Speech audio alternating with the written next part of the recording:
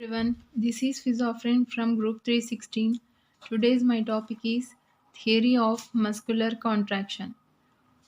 Muscle contraction is a complex physiology process that involves various structure and biochemical pathways. The primary theory that explains how muscle contract is known as the sliding filament theory. Here's a detailed breakdown of a mechanism involved in a muscular contraction. Muscle structure. Muscle are composed of long cylindrical cells called muscle fibers, which are bundled together. Each muscle fiber contains myofibrils, which are further divided into sarcomere, that basic function unit of the muscle contraction. Sarcomere contains two main types of filaments, thick filament and thin filament. Thick filament primarily made of the protein myosin. Thin filament primarily made of the protein actin along with the regulatory proteins such as tropomyosin and troponin. This is the structure of muscle. The sliding filament theory. The sliding filament theory describes how muscle fiber contact by the sliding of thick and thin filament past each other. The key steps are as follows. Resting state. In a relaxed muscle, the myosin head are in a cocked position, but they cannot bind to actin because the binding site on actin are blocked by tropomyosin. Excitation, contraction, coupling. First, nerve impulse. A motor neuron releases the neurotransmitter acetylcholine at the neuromuscular junction, which binds the receptor on the muscle fiber membrane, sarcolemma. Second, action potential. The binding generate an action potential in the muscle fiber which travels along the sarcolemma and down into the muscle fiber through structure called T-tubules. Third, calcium releases. The action potential triggers the sarcoplasmic reticulum, a specialized organelle that stores calcium ions to release calcium into the cytoplasm of the muscle fiber. Contraction. First, calcium binding. Calcium ion bind to troponin causing conformational change that moves tropomyosin away from the actin binding site. Cross bridge formation. With the binding site exposed, the energized myosin head, which have hydrolyzed ATP to ADP and inorganic phosphate, attached to actin forming cross bridges. Third, power stroke. The myosin head pivots and pulls to thin filament towards the center of the sarcomere, which shortens the muscle fiber. During the process, ADP and inorganic phosphate are releases from the myosin head.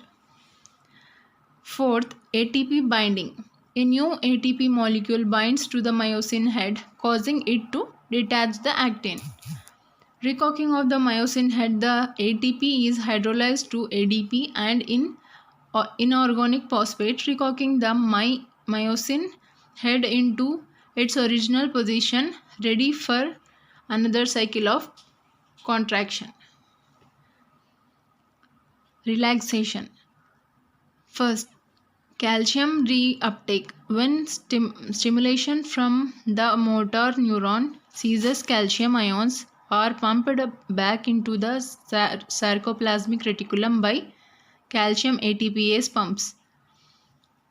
Second, troponin tropomyosin complex. A calcium level drop, calcium dissociated from troponin, allowing tropomyosin to cover the binding site on actin again. Third, muscle fiber relaxation.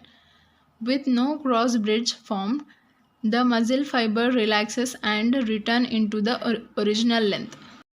The molecular theory of the muscle contraction has not yet been worked out. A number of facts, however, have been satisfactorily interpreted. Oplata advanced the theory of the steady muscle contraction within the framework of non-equilibrium thermodynamics. Muscle contraction is treated as a plastic flow with friction.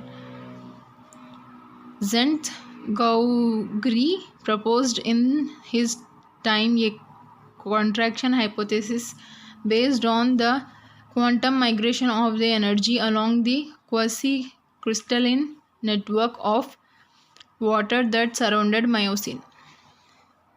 Energy supplies. Muscle contraction requires energy primarily in the form of ATP. There are several ways muscle generated ATP. Creatine phosphate provides a rapid source of energy by donating the phosphate group to ADP to form ATP. Anaerobic glycolysis generates ATP quickly without oxygen but produces lactic acid.